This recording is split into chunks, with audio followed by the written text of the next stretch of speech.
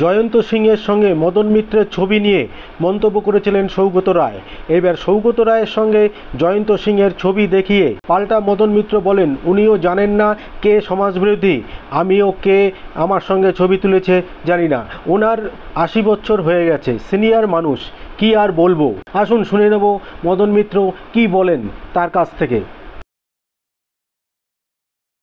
দেখো, সে ধরো তুমি যদি বলো সেই কথা, তাহলে কামারহাটিতে এই যে জয়ন্ত বলে ছেলেটা, ওর সঙ্গে আমার ছবি দেখা, আমি কানে কানে কথা বলছি। আমি তোমাদের সত্যি কথা বলছি, আমি কানে এটাই বলেছিলাম ওকে যে be very careful, days are very bad. এখনও যদি নিজেরা ঠিক না থাকো তাহলে কিন্তু তোমরা মরবে। এবং আমি ওকে চিনতাম না। ওর ভাই হচ্ছে মোহামেডান টিমের ক্যাপ্টেন, ফুটবল ক্যাপ্টেন, আপন ভাই প্রিয়ন সিং। আমি তাকে চাকরিও দিয়েছি। ফলে ওই প্রিয়ন তো আমায় নিয়ে গেল ওদের ফুটবল খেলা দেখতে। সেখানে ফুটবল খেলা দেখতে তালতলা ক্লাবের মাঠে, সেখানে যে অন্য কিছু হবে বা অন্য কিছু হয়, এটা তো প্রতিনিয়ত রাত্রি 2টোর পর কী হয় এটা এমএলএর পক্ষে জানা খুব সম্ভব। যে এমএলএরা 2টোর পরে ঘুরে বেড়ায় তারা বলতে পারে। এমএলএরা 4টের সময়ও থাকতে পারে, যদি কোনো অঘটন ঘটে, মানুষের প্রয়োজন ঘটে, মানুষের দুর্ঘটনা ঘটে, মানুষকে বাঁচাতে এমএলএ 3 দিন না ঘুমিয়ে থাকতে পারে। কিন্তু নিত্য নিয়ম হিসেবে তো এমএলএ ঘুরতে পারে। এবং আমি বলছি যে আমি নিজে স্পটে গেছি, যে স্পটে হয়েছে সেখানকার নাগরিকরা ছিল, আপনাদের সংবাদ মাধ্যমে ছিল।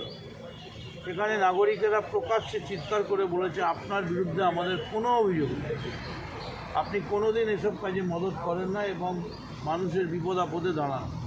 কিন্তু আপনার এই ছবিটা দেখিয়ে আমাদের কনফিউজ করছে, আমরা এতে কনফিউজ হচ্ছি না।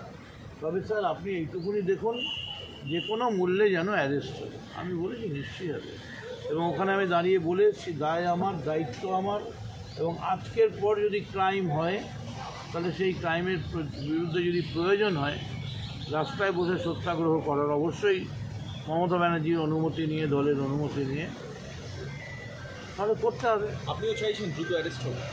100%, 500%। তাহলে তো আমরাও আক্রান্ত করি।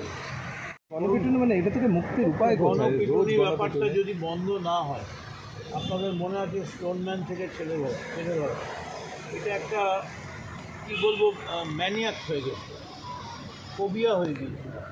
এবং রাত বিরলেই ঘুম থেকে উঠেই সকালবেলা লোক জিজ্ঞেস করতো আবার কাল কোথায় মরেছে, দেখো কোথায় স্টোনম্যান মেরে দিচ্ছে, সবাই যে মারছে বলছে স্টোনম্যান মারছে। এবং ছেলে ধরা সন্দেহে পিটিয়ে মারা, এটা বন্ধ করতে হবে। কারণ কেউ আইন হাতে নিতে পারে না।